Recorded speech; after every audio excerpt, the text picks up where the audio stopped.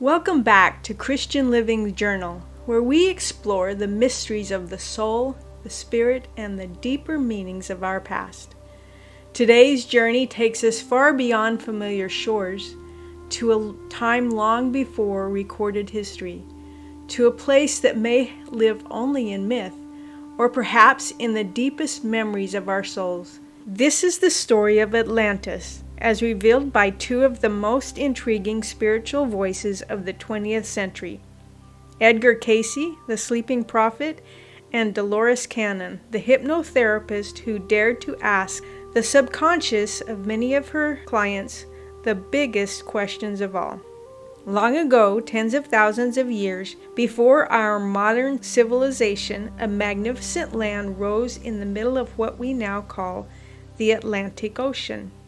According to Cayce's readings, it stretched from the Gulf of Mexico to the edge of Europe and Africa. Its lush valleys, crystal towers, and radiant temples formed a world beyond our imagination. Atlantis was no ordinary land. It was seeded, according to Dolores Cannon's research, by beings from distant stars, souls from Sirius, Pleiades, and other star systems, who came to Earth to guide a new experiment, the fusion of spirit and matter. This was a time when science and spirituality were one. Technology worked in harmony with divine law.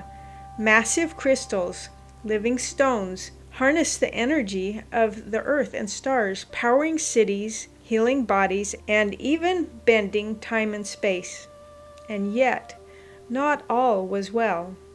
As Atlantis flourished, a rift began to grow, not in the land, but in the hearts of its people. Cayce described two main factions: the sons of the law of one, those who honored the Creator, who lived by spiritual law and used technology in the service of the greater good, and the sons of Belial, those who craved power, control, and personal pleasure even at the cost of other souls. Dolores Cannon's hypnosis subjects described the same split.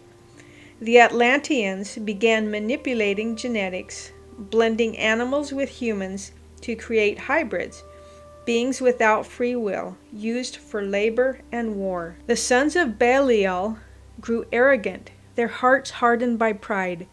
They began using the great crystals not to heal, but to dominate.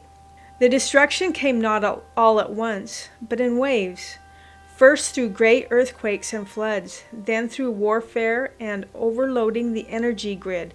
Both Cayce and Cannon agree Atlantis was not destroyed by nature alone, but by the misuse of power. One of Cayce's most famous readings speaks of a massive firestone, a crystal gone rogue, that tore the sky and shattered the land. Volcanoes roared, oceans rose, and the once great continent was swallowed by the sea. But not all was lost. Many Atlanteans fled, some to Egypt, where they helped build the mystery schools and the pyramids. Others settled in Peru, the Yucatan, and even North America, where their influence can still be felt in ancient mound cities and forgotten stones. Here's the twist. According to both Cayce and Cannon, we are the Atlanteans. The same souls who once lived and ruled in Atlantis are back today, reincarnated in the modern world. Why? To finish what we started, to choose again, wisely this time.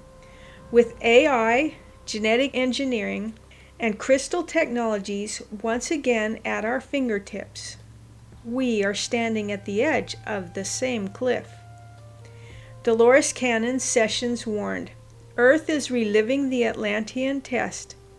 The temptation to use power for control is rising again. Will we follow the path of the law of one, or will we let pride and division destroy another golden age? The story of Atlantis is not just ancient history, it's a mirror. It reflects our past. Yes, but more importantly, it asks us to look at ourselves today. Are we in tune with spiritual law? Do we honor life or do we seek to dominate it? Are we building technologies that uplift or enslave?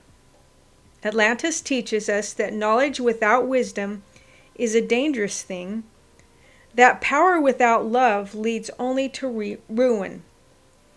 But it also offers hope, that even from the depths of destruction, souls can return, learn, and rise again. This new song, I Stayed in Atlantis, reflects the lessons we learn from understanding its demise. It also shows how individuals can make better choices and not be caught in the same cycle of destruction.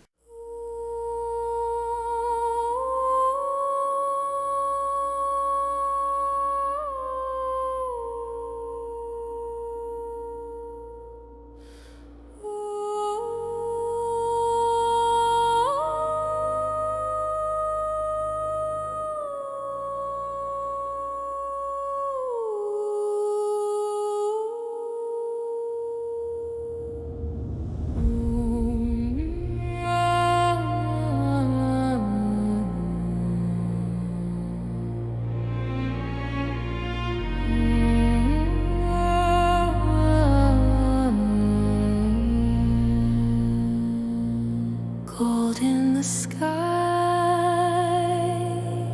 crystals below,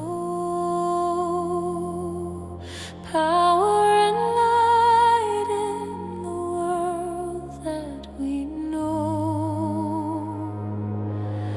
I held the grid, I sang to the storm, the songs of the stars in a tongue now unknown.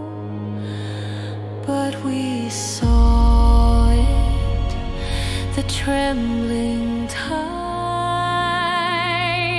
the careless hearts, the swelling pride.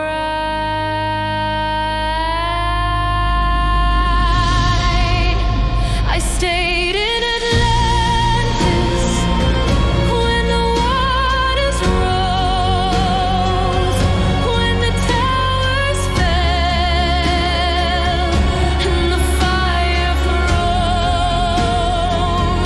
I heard the earth cry, I felt her pain, but I stayed behind to hold the flame,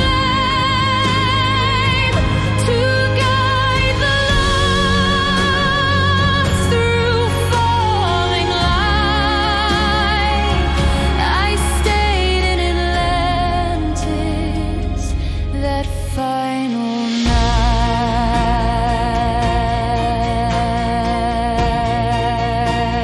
night. They built too high, forgot the source. The stones grew silent, we changed our course. The council wept, the grid grew weak, but I stayed calm when the ocean spoke. One by one, I sent them through to lands unknown, to stars